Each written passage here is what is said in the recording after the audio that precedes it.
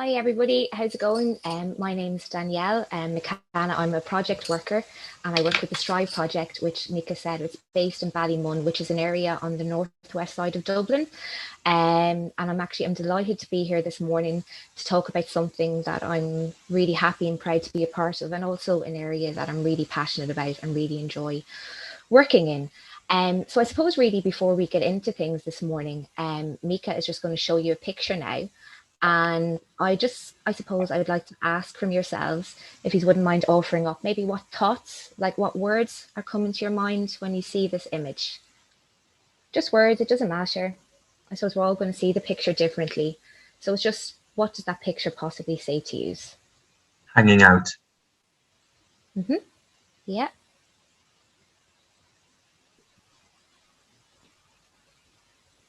yeah. I Thinking suppose hard. Friendship? sorry, friendships. Yeah, Peers. Yes. just didn't hear that. Peers. Peers. Yeah, absolutely. Maybe unsecure environment as well, like the neighborhood. The environment. Yeah. Yeah, so I suppose there's loads of different words, and it's just, I suppose, good to be curious ourselves about what we see. And it's actually, I'm delighted to hear like some of the feedback that you are saying, because in other groups, when I show this picture, and I suppose it's maybe an example of why we're all here today and what we all work in. But sometimes stereotypes might come up and they might have formed their decisions. So, and people are aware of their biases as well. Um, so I suppose that's like sometimes people might see a certain type of culture. And then I'd always kind of try and look at how that maybe gets generated within our own families, our own minds. But no, that's good. That's actually not. That's just something that I looked at. That's not from where I work. But I suppose so. Thanks for offering some of those suggestions up. And I could talk to you a little bit about Strive now. So Mika, we could change the slide if you want. So I suppose this is just like an overview of what we're going to do this morning, where Strive came from, how we measure our outcomes, summaries, conclusions towards the end, and also a chance for you to offer or to ask some questions and answers if you wish to do that. You can change it again, Mika, please, if that's okay. So I suppose, what is Strive? Strive, it's the community's response to a high level of crime within a very concentrated area, as I said, within that area of Ballymun. The community seen something that was going on, and I suppose these are the sons and the fathers of that community that are getting involved in antisocial offending behaviour, and the community's trying to do something about it. They see what's happening, they're trying to tackle it. And I suppose just to say, like, crime is really a readily available option here. Children, boys and men are being recruited like into this way of life. Like, why wouldn't they? It's lucrative, it's fun, it's exciting, adrenaline, even if you think in terms of like brain development and teenagers. And at that age, we're primed for risk-taking behavior. So I suppose, even as I said, within the context of the area, employment is low as an option. Jobs are really very much incredibly low paid and they're undervalued. So for me, I kind of, doesn't it make sense maybe for a young boy, a young man to say, like, why not? I'll give it a go. Everybody else is doing it. So it's part of a kinship. It's part of being something. It's part of being a gang. It's a part of belonging. Everyone's looking for a connection. And as I said, if everybody else is doing it, it's there. It's on your doorstep. So it said it was actually set up in 2014. It comes under, I'm not going to get too into the necessary details, and if people have questions afterwards. It was set up under initiative, which is a joint agency response to crime. So as I said, it was set up in 2014 in November of that year. So the aim of the project in particular is really to tackle repeat offenders and find out why they are offending. And the ultimate goal is to reduce crime. And it's estimated, I think, it's a couple of years old, this statistic now, that 75% of burglaries were caused or are caused by 25% of offenders.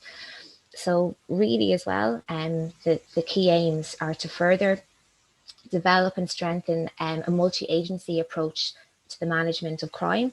And then I suppose we're really trying to prioritise particular nominated offenders in order to develop initiatives that's going to address their behaviours as well. And really as well is to make the community safer, to reduce crime, to connect people into their communities as well. And Tamika, if we can change the slide again, that would be great. So I can talk to you a little bit more now about the operational side of things and the day-to-day workings of it. As I said, it's a joint agency response to crime. So in terms of the STRIVE project, which is different to other JARC agencies or JARC initiatives in Ireland, it's statutory and non-statutory. So the statutory agencies are the Irish Prison Service, the Probation Service, and our police force, which are the Garda Síochána. And what's unique to this particular project, which is STRIVE, is actually the inclusion of the Ballymun Job Centre. So the Ballymun Job Centre has been in existence for quite a long time. It's a very much a neutral, safe place within the community. It doesn't just work with people who are marginalised, who are early school leavers. It's anybody who's looking for a job, and we feel that that's really important because it normalises like what people want, what supports they want. So it's a very much a really safe, well-known place within the community, and has a very strong tradition of partnership building, not just with statutory agencies, but also with other supports within the community. So I suppose I could talk a little bit more then. There's 20 clients that are on STRIVE. At the moment, all of them are male. 15 are in the community and 6 are currently in custody.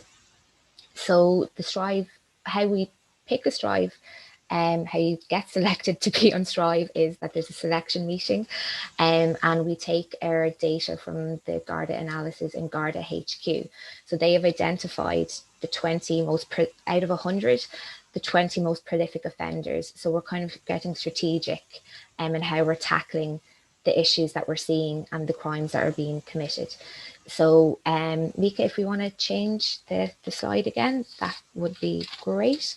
So we see they have, so just to actually, I probably should have said this, it always kind of blows my mind. This area of STRIVE, you have to be living in that community, you have to be returning to that community after custody. It's actually less than a 2-kilometre stretch within an area of Ballymun, which is not the biggest area either. So kind of, I always kind of, you know, that kind of gets to me. I'm like, what is going on in these areas? What are we seeing? That this is like 100 top offenders and we're working with the top 20. 18 and plus. At the moment, I suppose our age group goes up to about 34, 35. And as I said, we meet with the Garda Analysis Service, and they offer up the stats to us. Also, I suppose just to say, like, the working as a group, the interagency group, we're constantly in contact. We're always in touch with each other, and then we meet twice a month, every fortnight, to record our minutes, record our updates, and I'm the person that gets left with all of that admin. But it's really important that what we capture, and it helps us to see themes, it helps us see emerging risks, it helps us see deterioration, so we can act really quickly and get in there on that concentrated approach to meet the person where they're at. Because a lot of the time what we're seeing now, I suppose, when the time these the clients were selected, this could be 5 years ago. So there might be levels of desistance, minimise the amount of crimes they're committed, but there's a lot of welfare stuff that we're seeing come up for us now. So it's really being aware of that and knowing how to support the person in that. Yeah, that's okay, Mika, if we want to change. Yeah. So I suppose if we talk about the delivery of STRIVE, we've touched a little bit about spoken a little bit about how we identify the offenders from the statistics, and then I suppose if I really maybe want to look at and maybe tease out a little bit the engage and intervene. So an intervention. So it's like, how do we do what we do? So I suppose, if to give you an example of it, you've been selected to come on STRIVE. They're very happy about that. So you'd come, you'd meet some of the team, you sign consent form, any questions, they're like, yeah, don't want to be part of this. How do we get off it? So all of that comes up, and I suppose we're quite aware, we're quite conscious how nerve-wracking that might be, you know, meeting with statutory organisations, particularly the guards, probation service, when the relationship might not have been very good in the past. So we try to limit the numbers for the person when they're coming in, but also to, like, they're very much aware of the organisations that are involved. And I suppose what's really important for me is the person tells us what their needs are, that like they're seeing in the context. I'm not making light, and these are not victimless crimes. Like the people I work with, there's very real consequences for the person that has experienced, whether it's a robbery, a burglary. You know, it can be very frightening if there's like public order charge coming up, being in that environment and constantly living under threat in an area. If there's Gardaí calling down to your street every day because there's something happening in a house that's 2 doors off. So we're very much aware of that as well. But the other side of this is, like, I suppose Ballymun's getting recognised for community, the supports, the services that they offer. It's a community investment, it's community driven, it's community led. So that is a wonderful part of Strive, that it's coming from the people that live in this areas. They're seeing these things. I keep repeating it, but it's so important. I feel it's so unique that they're seeing what they need and they're going and they're asking the questions. So, and I suppose also because Ballymun is such a close-knit community, that the client knows the services, they know the people that run the services so it's part of the fabric. I know that, you know, I suppose I should have said I'm in the job just over 2 years, and there was such a welcome for me. And I know, I suppose, just being part of, like, based in the job centre, it opens so many doors. People are always open to talking about helping a person, about learning, about sharing resources. At all the time, the person, regardless of their circumstances, are centred and positioned in the middle of all of that. So we wrap that support around. And I suppose maybe what the supports look like. What are they? The supports can be anything from addiction, homelessness, job training, education, if we talk about the Ballymun Job Centre, self-esteem, empowerment, parenting classes, and then also alternative supports like yoga, tai chi. We're running a bit of music therapy and meditation, and they're all things that we can do. We're lucky that we can do outside as well, and it's really nice kind of coming together, and maybe for the person to see their community and for the community to see them in a different way as well, as opposed to them being pulled out by Gardaí or for causing hassle on the street.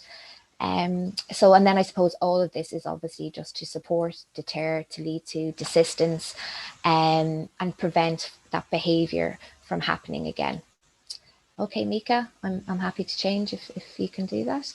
And I suppose these are some of the stats that came out of an evaluation 2 years after Strive was set up. So I'm just going to go through them with you, because when we were putting this together, it is quite, like, I suppose it gives us hope. Sometimes we talk a lot in meetings about holding the hopelessness and the despair, but it's nice when you see certain things, and it kind of, some changes you can see, some changes are very hard to measure, but there is little things that are happening. So out of the evaluation, what was being found was positive differences and reductions in public order, violence and property crime. Strive offenders committed 118 fewer offences in 2018 in comparison to the year before that. And Strive area overall has seen a 10% reduction in crime, and in contrast to other non-Strive areas, there was a 23% increase. We haven't really had a chance to look at any of these in the last 9 months, but I know that around August, September time of last year, outside of the Strive area, those crime rates were continue to rise, and with the pandemic and everything, COVID context, we couldn't actually evaluate them to really kind of see the reasons why. So it will be interesting over the next year or so to see what comes out of that. And then all offenders, I just can accept a reduction in their offending as well. So, and then there's just a little bit of a testimony from one of the Strive clients. I'm doing it now. I haven't picked up another charge. I'm actually proud of it. For the first time ever, I'm actually proud of doing something. Put ourselves in the position of the client and as the worker, and just to see what that might be like. Some of the challenges that I suppose that we feel that we're coming up against, and what we're seeing, what we're hearing, and from the evaluation, feuds, gun violence. There's actually a feud happening at the moment, quite bad. Groups and kinships, fraternities that were very much united and together have come apart. It's a law of the jungle, and I suppose really, how do you survive in an environment like that? Intergenerational crime, poverty, as I just said, the group just that fed back to ourselves. It's systemic. It's intergenerational, it's entrenched, it's chaotic. There's no one to blame though. I suppose everybody has to cope.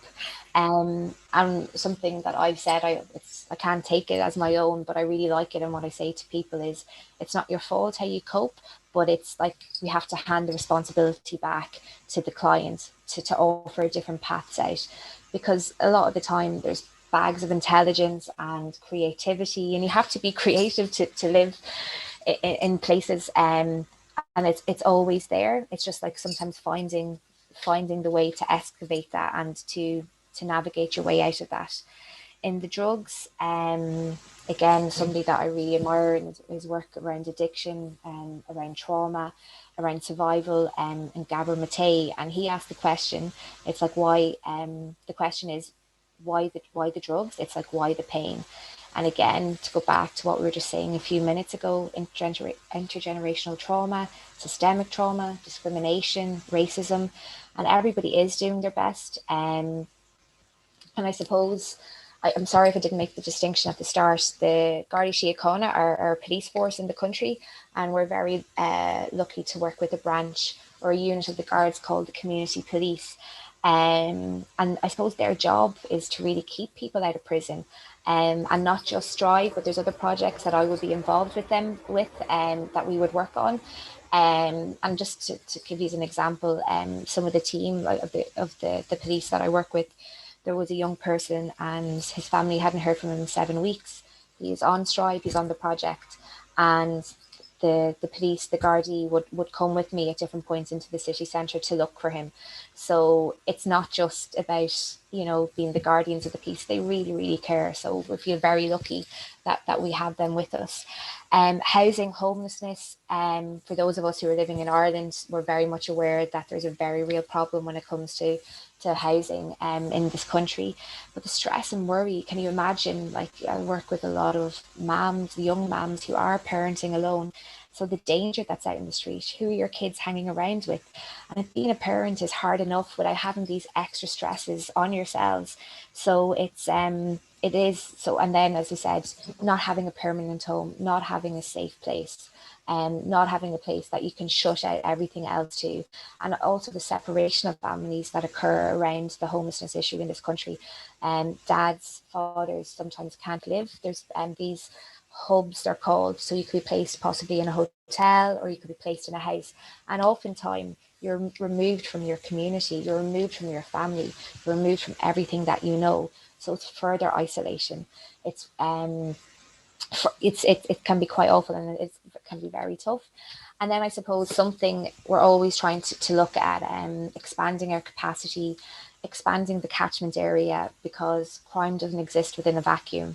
And just because somebody in one particular area of Ballymun is, committing crime, it's happening, it's whack-a-mole, it's happening in different areas. So we're really looking at maybe restructuring the criteria around the project, and maybe opening up the area and allowing for selection from those different areas and the different types of crimes, because it is ever changing.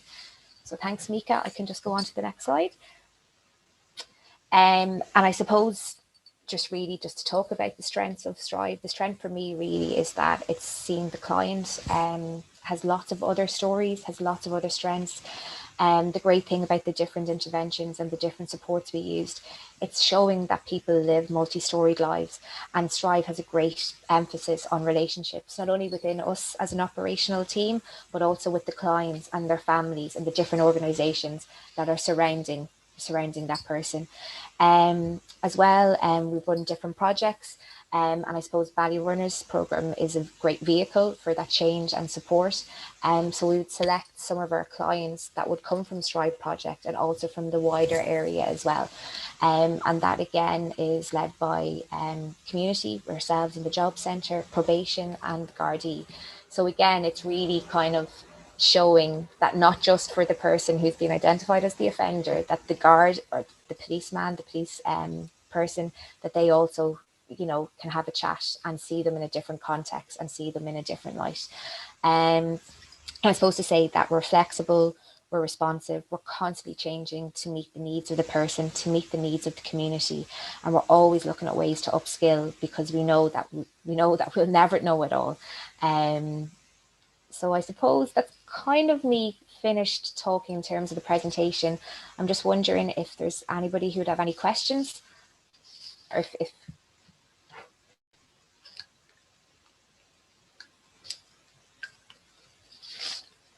don't worry, if not, if you want to email anything in, happy to ask, or if you want to type in either.